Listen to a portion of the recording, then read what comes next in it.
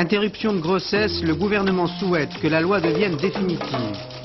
Manœuvres militaires dans l'est du pays, les plus importantes depuis la guerre. Coupe d'Europe de football, match retour ce soir, les Français favoris.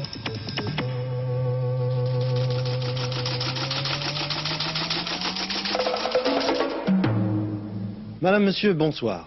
Le gouvernement a décidé de reconduire telle quelle la loi sur l'avortement votée il y a 5 ans et qui, comme cela avait été prévu, doit être réexaminée très prochainement par le Parlement. Toutefois, le gouvernement entend améliorer l'application de cette loi sur le terrain, car il est évident qu'elle se heurte toujours à pas mal d'obstacles, dont les deux principaux sont la réticence de nombreux médecins et les difficultés rencontrées par les mineurs qui veulent se faire avorter. 5 ans déjà que l'ancien ministre de la Santé, Simone Veil, défendait à la tribune de l'Assemblée nationale le droit d'avorter pour les femmes, droit assorti de conditions restrictives, pas d'avortement après la 10e semaine, une situation de détresse recommandée, l'autorisation des parents pour les mineurs et des entretiens assortis de recommandations diverses avec un médecin et un centre de conseil familial. Mais cette loi reste très inégalement appliquée en France, car des médecins dans de nombreux départements se retranchent derrière la clause de conscience. Les prochains débats seront houleux entre adversaires et partisans de l'avortement, les premiers brandissant le spectre de la dénatalité, les seconds le droit pour les femmes de disposer d'elles-mêmes, et puis quelques chiffres. D'après l'Institut national d'études démographiques, le nombre d'avortements en France est resté stable depuis 5 ans. Samedi prochain, une marche des femmes sur Paris réclamera la suppression de toute clause restrictive ou dissuasive. Les préoccupations des femmes s'y reflèteront davantage que sur les bancs de l'Assemblée nationale, celles des jeunes filles aussi, pour qui l'avortement n'est plus un sujet tabou. Oui, je pense qu'à 15 ans et demi, on est tout à fait concerné par le problème de l'avortement. Parce que on en parle beaucoup dans le monde qui nous entoure. Et puis, il y a beaucoup de cas de femmes qui se font avorter de plus en plus, alors que, je ne sais pas, il y a 20 ou 30 ans, c'était quand même un problème tabou dont on ne parlait pas du tout. Alors, est-ce que tu es pour ou contre l'avortement? Moi, je suis pour. Personnellement, je suis pour. Je ne trouve pas que c'est un péché, même si la religion est tout à fait contre l'avortement. Et si ça t'arrivait maintenant, si tu étais enceinte maintenant, qu'est-ce que tu ferais? Eh bien, je pense que je garderais mon bébé. Ma première réaction serait de garder mon bébé. Oui. Tu en parlerais autour de toi? Tu demanderais un avis? Oui, sûrement. À qui tu demanderais? À mes parents, oui, bien sûr, et aussi à des amis. À mon entourage, je demanderais des... Oui. Parce que je ne pense pas que ce soit un sujet dont on parle facilement et dont on se moque sûrement pas en tout cas. Je crois qu'on culpabilise beaucoup l'avortement. Je trouve que c'est dommage. Je crois qu'une femme qui veut se faire avorter, c'est une décision qu'elle a prise elle, qui la concerne elle et l'homme avec qui elle vit. Bon, je ne vois pas pourquoi certaines femmes auraient le droit, certaines non. Je crois qu'on fait intervenir beaucoup pour l'autorisation d'avortement les cas sociaux, tu vois. Les femmes qui ont beaucoup d'enfants, on leur dit bon, on donne plus facilement à ces femmes-là. Mais je pense que c'est quelque chose qui devrait être permis à toutes celles qui en ont le désir. Hein. Parce que je vois pas l'intérêt, enfin pour moi, je ne vois pas l'intérêt de mettre un enfant au monde alors qu'on ne l'a pas désiré. Je me demande quelle vie affective peut avoir un enfant qui n'est pas désiré par ses parents. Je trouve que bon, quand tu ne veux pas un enfant, soit tu prends tes précautions avant. Si par accident tu es quand même enceinte, je crois que c'est normal d'avoir le droit d'avorter. C'est vrai, donc, comme je vous le disais il y a quelques instants, la mise en application de la loi sur l'avortement heurte toujours la sensibilité, par exemple, de l'Église catholique, qui vient de se prononcer encore violemment contre, par la bouche même de Jean-Paul II à New York. Elle choque également beaucoup de parlementaires. On sait que la première fois, la loi avait été votée grâce aux voix de l'opposition. De nombreux députés de la majorité s'étant déclarés contre. Cette fois-ci encore, on devrait s'acheminer vers un vote positif de l'opposition et une liberté de vote dans les rangs de l'UDF et du RPR. Et puis surtout, dans les hôpitaux, de nombreux médecins ont fait jouer la clause de conscience qui leur permet de ne pas pratiquer d'avortement. Certains sont même allés jusqu'à faire pression sur les membres de leur service. Et puis, il y a le problème des mineurs. Ces deux points vont d'ailleurs faire l'objet d'amendements à la loi, comme le souhaite Mme Gisèle Halimi, présidente du mouvement Choisir, et qui était l'invitée d'Antenne de Midi. La première chose, c'est de faire en sorte que la clause de conscience ne soit pas une véritable escroquerie, un abus du droit. Il y a le droit et l'abus du droit. Vous parlez de la clause des médecins. Là. Des médecins. Oui. J'en parle parce que j'étais, si vous voulez, un peu à l'origine de ça. Je crois que nous avons été à choisir les premières à dire clause de conscience, d'accord. Mais ça veut dire que celui qui ne veut pas pratiquer l'avortement ne le pratique pas. Ça ne veut pas dire qu'il paralyse un hôpital, un département, une région. C'est ce qui se passe à l'heure actuelle. Vous savez que dans la moitié des départements en France, l'avortement n'est pas ou très mal pratiqué. Alors, pour justement essayer de pallier ce dramatique inconvénient, nous pensons qu'il faut des centres obligatoirement dans chaque hôpital où des médecins et un personnel hospitalier qui seraient pour la pratique de l'avortement viendraient justement pratiquer cet avortement. Et ça, il faudrait que la loi le prévoie alors. Ah oui, ça n'est pas dans la loi Veil. Comme le remboursement par la sécurité sociale, comme ce qu'on trouve un peu grotesque, cette nécessité de demander l'autorisation pour des mineurs. Parce que dites-moi, s'il y a un cas de femme en détresse, c'est bien une mineure qui se trouve enceinte, qui ne peut absolument pas assumer de grossesse et de naissance, et que vous, au fond, on accule soit à se couper définitivement de sa famille, parce que sa famille ne serait pas d'accord, soit d'avoir recours à l'avortement clandestin. Voilà, et ce week-end, Madame Gisèle Halimi participera à un grand colloque qui doit se tenir à l'UNESCO, justement, sur ce problème de l'avortement. Hier, on pouvait s'attendre au pire. L'or avait dépassé toutes les cotes d'alerte. Aujourd'hui, sur toutes les places, les grandes places financières du monde, le métal précieux est revenu à des cours, disons, plus raisonnables. Pour employer un terme médical, on pourrait parler d'une rémission. Reste à savoir quelle en sera la durée. Philippe Sassier. La journée du mardi 2 octobre 1979 restera célèbre dans l'histoire de l'or. Un véritable vent de folie a soufflé sur New York, Paris, Zurich.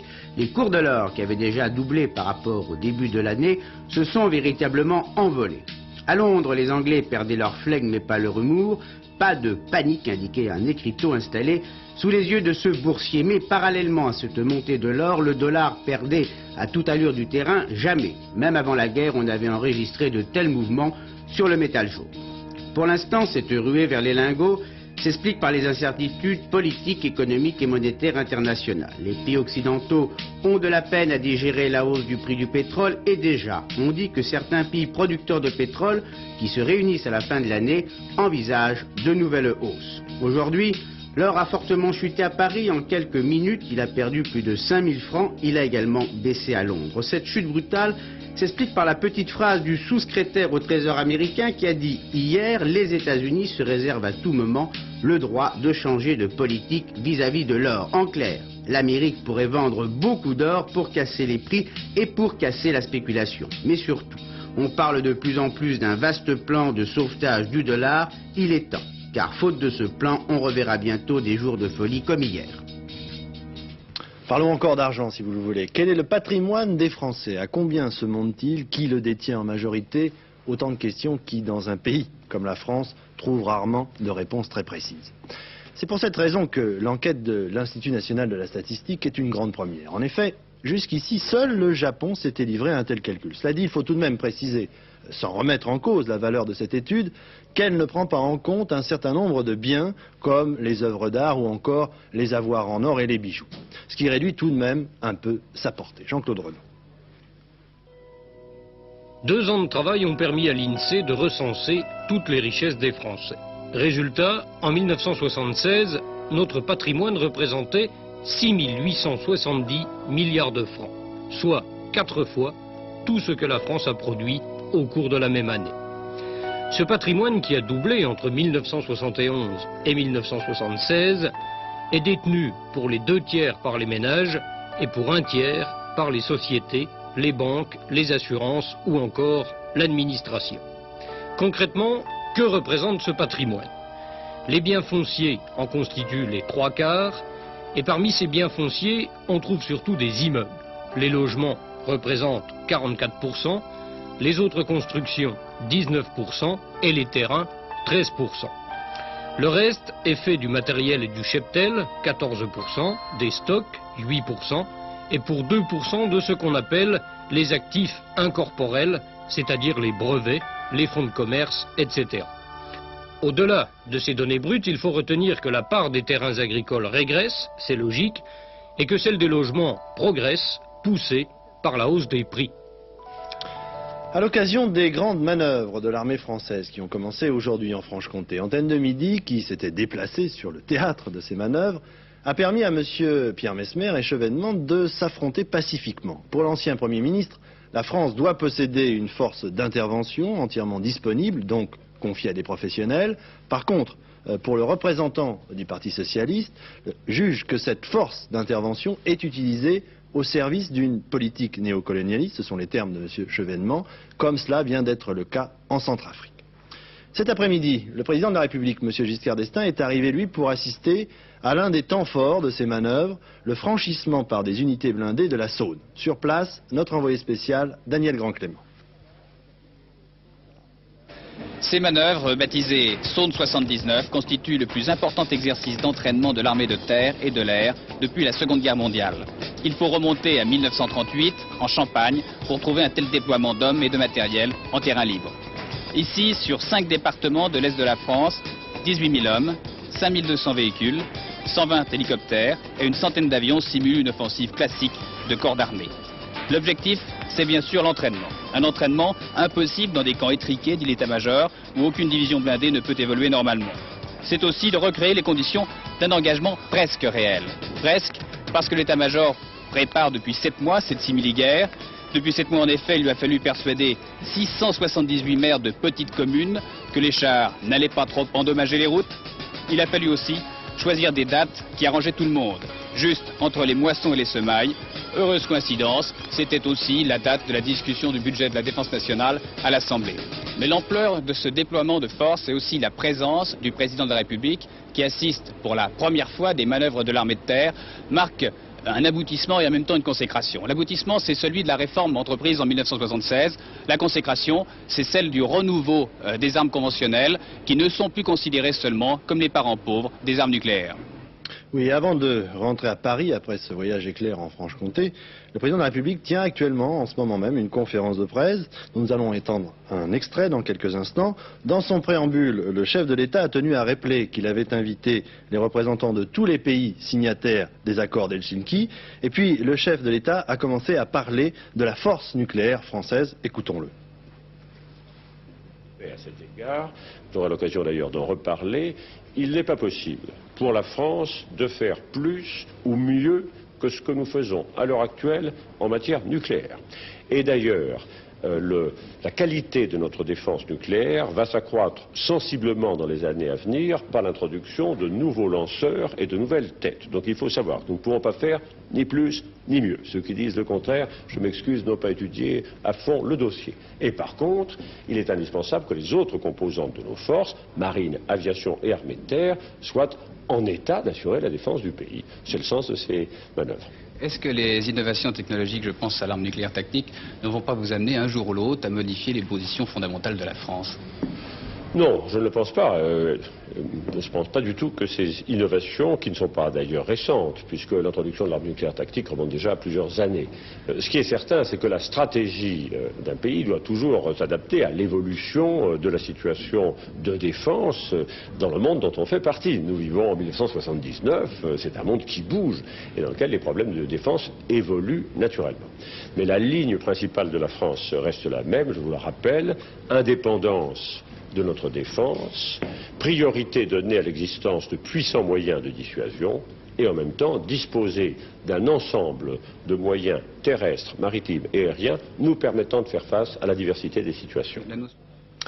L'affaire centrafricaine, objet d'un débat assez vif cet après-midi à l'Assemblée nationale à l'occasion des questions orales du mercredi. 2 questions de parlementaires de l'opposition, M. Mondargent du Parti communiste et d'abord M. Alain Vivien, socialiste. Après les scandaleux événements survenus en République centrafricaine, Monsieur le ministre de la Coopération, comment osez-vous vous présenter ainsi devant l'Assemblée nationale? Au nom du groupe socialiste, nous vous demandons, Monsieur le ministre de la Coopération, d'annoncer immédiatement et publiquement votre démission. Monsieur Gallet, à l'estime et la confiance du Président de la République, du Premier ministre et de tous ses collègues. Messieurs. Selon la Constitution, il appartient au Premier ministre de proposer la nomination des ministres ou de mettre fin aux fonctions des ministres. Je vous signale que je n'ai pas l'intention de demander au Président de la République de mettre fin aux fonctions de M. Gallet.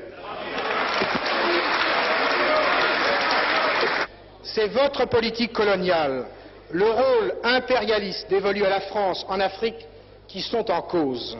Nous vous disons, c'est assez. Quand allez-vous prendre la décision de retirer les troupes françaises de Centrafrique afin que l'Afrique reste aux Africains? Je donne d'autre part une assurance et une information. L'assurance est que la présence de nos soldats, comme il a toujours été annoncé, serait étroitement limitée dans son temps et dans son objet, et qu'elle cesserait aussitôt que les autorités centrafricaines en exprimeront le vœu, et de toute façon, à bref délai. Une information. Les représentants des autres courants de l'opposition à l'ex-empereur sont tous en train d'arriver à Bangui, et la France n'a pas l'intention de choisir à la place du peuple centrafricain les dirigeants qu'il souhaite se donner. Oui, j'ajouterai à ce qui vient d'être dit que M. Poncet a annoncé que M. Ange Patassé, qui s'était réfugié en Libye, vous vous en souvenez sûrement, arrivera demain matin à Bangui. Jean-Paul II continue son voyage aux États-Unis. Après son discours d'hier à l'ONU, il a voulu se rendre sur les lieux mêmes où, selon lui, l'Église catholique doit être présente. Il a visité le quartier noir le plus pauvre de New York, Harlem, s'exprimant avec franchise et simplicité, ne s'encombrant pas de périphrases. L'hommage le plus original que j'ai relevé sur Jean-Paul II parmi la foule de témoignages est celui d'un ouvrier du bâtiment new-yorkais qui, sur le passage du pape, s'est exclamé « Quel merveilleux lanceur de baseball il aurait fait ».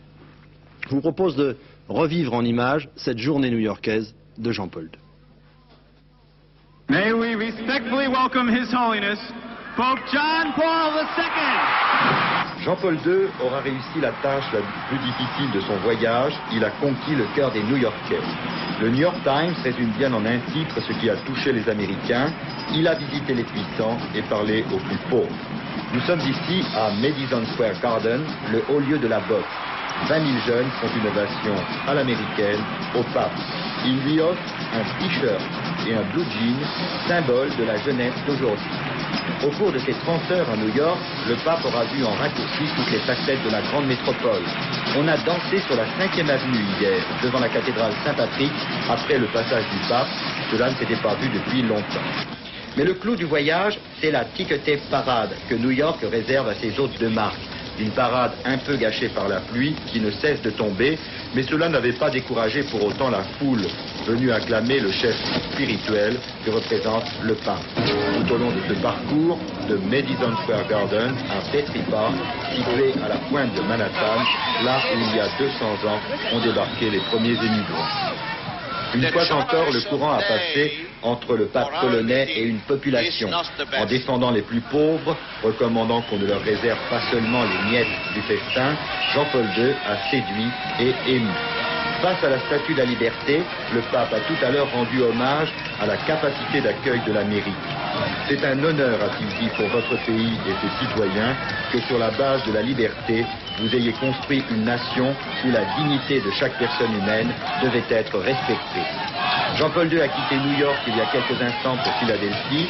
On gardera ici le souvenir d'un pape actif, sportif et téméraire qui n'a pas peur de dire des vérités, toutes choses qui plaisent aux Américains. Oui, et ce soir, de sources israéliennes, on parle d'un possible voyage de Jean-Paul II en Terre Sainte. En bref, selon un journal israélien, une force spéciale américaine disposant de moyens d'action très importants est en train d'être mise sur pied aux États-Unis pour intervenir de manière urgente au Proche-Orient en cas, par exemple, d'éventuels embargos pétroliers. Ce matin, on annonçait que l'Union soviétique avait invité officiellement les Palestiniens à participer aux Jeux Olympiques de Moscou, démenti presque instantané du Comité Olympique International qui affirme qu'il ne saurait être question actuellement d'une telle invitation, car c'est le comité lui-même qui invite et uniquement des pays qui possèdent un comité national olympique et les Palestiniens n'en ont pas. En France, la direction de l'usine nucléaire de Gravelines dans le Nord, qui devait être mise en charge aujourd'hui, n'a toujours pas pris de décision. Les syndicats, CGT et CFDT, ont décidé de mettre en place un système d'alerte à l'intérieur de la centrale. Dans l'autre usine, celle de Tricastin, à l'appel de la CGT et de la CFDT, le personnel est en grève et demain, une manifestation est organisée par les élus locaux et les mouvements de protection de la nature. Par contre, la Fédération Force Ouvrière de l'EDF se range, elle, du côté de la direction de l'EDF et n'entend pas cautionner les polémiques antinucléaires, ce sont les termes du communiqué, polémiques entretenues par ceux qui estiment être des détenteurs exclusifs de la vérité, allusion bien sûr à la CGT et à la CFDT. Manifestation organisée par la CGT aujourd'hui à Rouen pour protester contre l'incarcération d'un militant arrêté après une échauffourée avec les forces de l'ordre, il y a cela quelques jours. Ce matin, le tribunal avait décidé de ne pas relâcher ce militant de la CGT. Enfin, la CGT toujours appelle à une grève des marins de commerce, arrêt de travail échelonné du 10 au 31 octobre pour appuyer un certain nombre de revendications sur les salaires et les retraites. Et l'on reparle de l'affaire Touvier, cet ancien chef de la milice de Vichy pendant la dernière guerre mondiale. Aujourd'hui, M. Chavagnac, premier juge au tribunal de Paris, a été désigné pour instruire 6 plaintes pour crimes contre l'humanité déposées contre Paul Touvier. Paul Lefebvre, on avait beaucoup parlé de cette affaire, on avait parlé de l'amnistie de Paul Touvier et on pensait que tout était définitivement réglé. Ce n'est pas très facile d'y voir clair, je vais essayer de l'être clair. D'abord, Paul Touvier, 2 fois condamné à mort par contumace pour ses activités comme chef de la milice. La date de la dernière condamnation, c'est le 4 mars 1947 par la Cour de justice de Chambéry. Touvier, à ce moment-là, reste introuvable. On dit qu'il s'est réfugié longtemps caché longtemps dans un couvent. Si on l'avait retrouvé, on aurait pu le juger de nouveau. Mais il a attendu 20 ans, c'est-à-dire la date légale de la prescription en France. Alors, la prescription, ça veut dire le moment à partir duquel on ne peut plus poursuivre quelqu'un. Alors, en novembre 71, Touvier a été gracié par le président Pompidou, vous vous en souvenez, pour des raisons de clémence qui n'ont pas fait l'unanimité, c'est le moins qu'on puisse dire. D'autres plaintes ont été déposées alors contre Touvier pour crimes contre l'humanité. À ce moment-là, on est retombé dans le problème de la définition des crimes contre l'humanité dont on a beaucoup parlé cet été au moment de l'affaire Jean Le Gay. La Cour de cassation a dit depuis que les crimes contre l'humanité n'étaient pas à juger ne relevaient pas de la compétence des tribunaux spéciaux, entre guillemets, comme la Cour de sûreté de l'État ou les tribunaux militaires, mais qu'ils relevaient simplement que c'était des crimes de droit commun qui relevaient des cours d'assises. Mais alors, pourquoi cette querelle entre juristes? Parce que la loi française qui stipule que les crimes contre l'humanité, sont imprescriptibles, plutôt date exactement du 26 décembre 64. Alors en France, une loi n'est jamais rétroactive, elle ne s'applique pas à des actes commis avant que le texte ait été voté par le Parlement. Donc la loi de 64 s'applique toujours d'ailleurs à des crimes commis depuis 64. Mais il existe en fait 2 textes internationaux ratifiés par la France. D'abord la Convention européenne des droits de l'homme et ce qu'on appelle aussi la Charte de Nuremberg, 2 textes qui stipulent que les crimes contre l'humanité sont imprescriptibles. La Charte de Nuremberg, je vous le rappelle, date de 1945, donc avant la condamnation de Touvier. Alors, on se trouvait dans la situation juridique suivante. Il y avait 2 textes. Une loi française qui disait les crimes reprochés à Touvier sont prescrits, sont oubliés, et puis une loi internationale qui disait les crimes que l'on peut reprocher à Paul Touvier sont imprescriptibles, c'est-à-dire qu'on ne peut pas les oublier. Après avoir longtemps fait attendre sa réponse, le ministère des Affaires étrangères, qui est compétent en matière d'interprétation des textes internationaux signés par la France, le ministère des Affaires étrangères, cet été, le 27 juillet, je crois, à ce moment-là, à propos de l'affaire Jean Le Gay, a dit les textes internationaux l'emportent sur la loi française, les crimes contre l'humanité sont imprescriptibles. Et alors, est-ce que ça veut dire que Touvier va être rejugé? Alors, pour l'instant, un juge d'instruction, vous l'avez dit, M. Louis Chavagnac, vient d'être désigné pour instruire les plaintes, mais vous savez, les faits sont vieux de 35 ans, les témoins ont vieilli de 35 ans, ça ne va pas être très facile. Manifestation aujourd'hui dans les grandes villes de France à l'appel du SNES, le syndicat national de l'enseignement du second degré. Il s'agissait de protester pour le réemploi des maîtres auxiliaires auxquels nous avons consacré d'ailleurs récemment un sujet dans le journal. À Paris, c'est au Forum des Halles que les enseignants ont donné une conférence de presse rappelant qu'il y a sans eux actuellement près de 10 000 maîtres auxiliaires au chômage et que dans l'état actuel des choses, le ministre de l'Éducation ne pourra tenir son pari. Rappelons que M. Christian Belac s'est engagé à réemployer tous les maîtres auxiliaires d'ici à la fin du mois. Saluons maintenant, si vous le voulez bien, au passage un nouveau confrère, ou presque. Les nouvelles littéraires changent de formule, il est désormais plus étoffé et plus diversifié. Sa première grande enquête, comment les écrivains français voient Raymond Barre. Signalons, et cela je crois, fait plaisir à tous les journalistes de cette maison. Le nouveau directeur de sa rédaction s'appelle Jean-François Casse. C'est le temps des vendanges dans toute la France, mais la région qui nous intéresse ce soir, c'est le Midi, grand producteur de vin de table. Ces 2 dernières années, le Midi avait eu des récoltes modestes, donc sans véritable problème d'excédent. Mais cette année, la récolte sera quantitativement supérieure de 20% à celle de 78. Ainsi, les vignerons pensent que leur production atteindra 60 à 70 millions d'hectolitres, franchissant ainsi la cote d'alerte des excédents. D'autant plus que des importations de vins italiens viennent s'ajouter à la récolte française. Tout cela donc est loin d'arranger les affaires des viticulteurs du Midi, désireux d'entreprendre une politique de qualité qui demande bien sûr du temps et des moyens. Une enquête d'Alain Doubeski.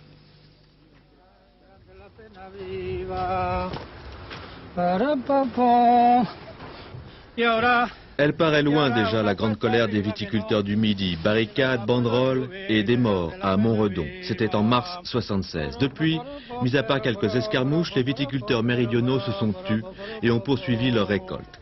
Cette année, elle est abondante et de qualité. Mais ce n'est pas pour autant que consommateurs et viticulteurs doivent se réjouir. Je dois dire qu'en toute région, les viticulteurs français, cette année, seront satisfaits. Donc le consommateur va avoir du bon vin, il le paiera moins cher. Le consommateur aura certainement du très bon vin cette année. Vous dire qu'il le paiera moins cher, c'est une autre question, car effectivement, les frais d'exploitation augmentent en viticulture comme partout ailleurs, et je dois dire peut-être plus en viticulture que partout ailleurs, puisque nous sommes des consommateurs d'énergie très importants et de produits cryptogamiques par exemple, par conséquent des produits industriels qui augmentent chaque jour. C'est le paradoxe. Le consommateur paiera ses bouteilles encore plus cher. Le viticulteur, paralysé par les charges, même s'il gagne à peu près sa vie, trouvera difficilement l'argent nécessaire pour investir et améliorer la qualité de ce vin du Midi, souvent décrié. L'estomac et le palais des Français ont changé en une vingtaine d'années. Et le vin qu'on vendait il y a 20 ans, à l'heure actuelle, ne serait pas du tout accepté par les gens. Ça leur conviendrait pas du tout au point de vue goût. Donc il faut changer les cépages. En plus de ça, on était surtout ici sur une région où on faisait une quantité énorme de vin. Et maintenant, il faut diminuer cette quantité pour remplacer par de la qualité.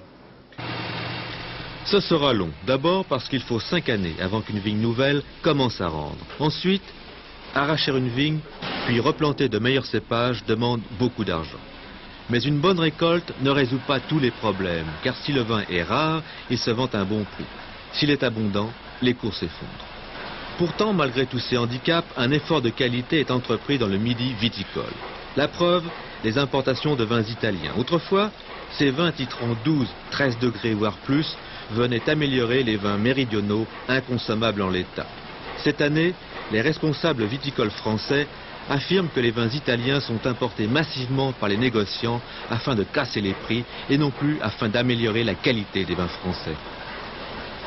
Cette année, les importateurs de vins italiens ont acheminé sur le marché français 30% de vins italiens de moins de 9,5 degrés.